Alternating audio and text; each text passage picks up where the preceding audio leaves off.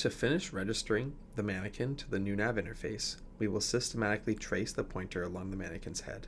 First, confirm that the pointer and reference array are seen by the camera. Next, place the pointer tip on the head, ideally near the brow ridge, and select Start Collection. Begin slowly tracing the pointer tip across the head. We advise collecting points around the orbits, the forehead, and near the planned resection site.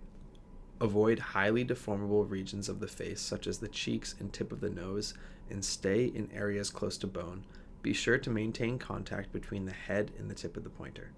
The collected points appear as green spheres on the 3D viewer, showing a real-time map of where points have been collected on the head. Do not lift the pointer from the skin surface even if no points appear. Ensure that the camera is able to see both the reference array and the pointer at all times during this trace step.